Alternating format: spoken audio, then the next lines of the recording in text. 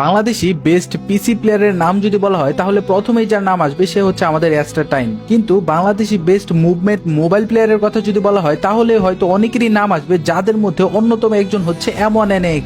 তবে বর্তমানে M1NX কিন্তু পিসিতে শিফট করে ফেলেছে, তাই আজকে আমরা দেখতে চলেছি M1NX এর পিসি এবং মোবাইল গেম প্লের ডিফারেন্স।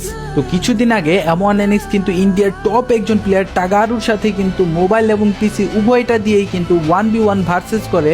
আমরা আজকে সেই গেম প্লে দেখবো এবং দেখবো তার মোবাইলের গেম প্লে কতটা ভয়ানক এবং পিসির গেম প্লে কতটা ভয়ানক।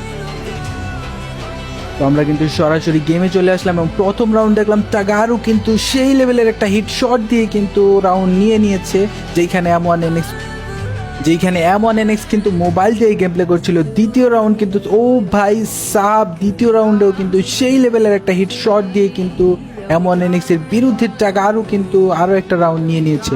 তৃতীয় রাউন্ড স্টার্ট হয়ে গিয়েছে, দেখা যাক দুজনেরই মুভমেন্টের মধ্যে। ও ভাই সাব, তৃতীয় রাউন্ডও কিন্তু টাগারু নিজের করে নিয়েছে। চতুর্থ রাউন্ড কিন্তু স্টার্ট হয়ে গিয়েছে, দেখা যাক চতুর্থ রাউন্ডে দুজনের মুভমেন্টই কিন্তু যথেষ্ট ভয়ানক। ও ভাই সাব, M1NX কোন দিক দিয়ে হিট শট দিয়েছে তা কিন্তু দেখাই যায়নি। তো যাই হোক, রাউন্ড কিন্তু হয়ে গেছে 1-3 এবং পরবর্তী রাউন্ড স্টার্ট হয়ে গেছে দুজনেরই। ও ভাই সাব, M1NX কিন্তু আরো একটা রাউন্ড নিয়েছে এবং তাদের রাউন্ড হয়ে গেছে 2-3। তো দেখা যাক পরবর্তী রাউন্ডে কে কি করতে পারে। এখানে টাগারু কিন্তু হিট শট দেওয়ার চেষ্টা করতেছে। ভাই সাহাব, হিট শট দেওয়ার চেষ্টা করতে করতে M1NX কিন্তু মাথার খুলি অলরেডি উড়িয়ে দিয়ে নিয়ে গেছে। তো দেখা যাক পরবর্তী রাউন্ড স্টার্ট হয়ে গিয়েছে, রাউন্ড হয়ে গেছে 3-3। ও ভাই সাহাব, M1NX কিন্তু একটা রাউন্ড এক্সট্রা নিয়েছে, 4-3-তে কিন্তু তারা এখন বর্তমানে রয়েছে। তো দেখা যাক পরবর্তী রাউন্ডে কি হয়। ও ভাই সাহাব, তাদের মুভমেন্ট কিছুটা অন্য লেভেলেরই রয়েছে। আরে ভাই M1NX কি ঘুরান দিয়েছে ভাই।